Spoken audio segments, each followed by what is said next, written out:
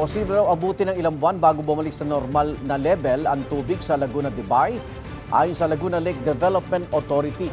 Kahapon, umabot sa critical level ang antas ng tubig doon dahil sa pag-ulang dulot ng mga bagyo at habagat. May unang balita si Von Aquino.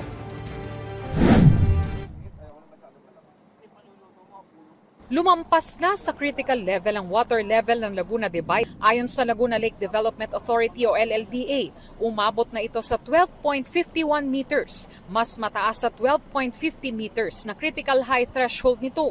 Kapag ganito, sa assessment ng LLDA, aabuti ng ilang buwan bago ito bumalik sa normal level kahit mabawasan ng pag-ulan.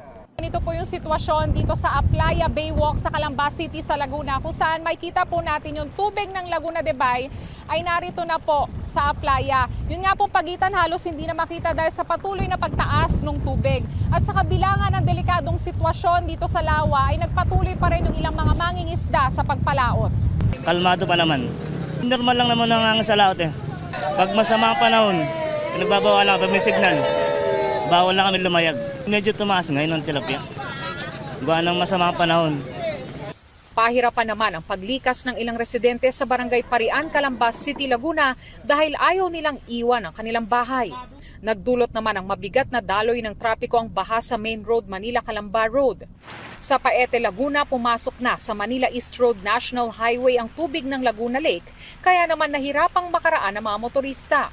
Nanawagan ng lokal na pamahalaan sa mga nakatira sa mababang lugar na lumikas na.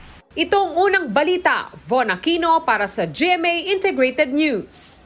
Igan, mauna ka sa mga balita, mag-subscribe na sa GMA Integrated News sa YouTube para sa iba't ibang ulat sa ating bansa.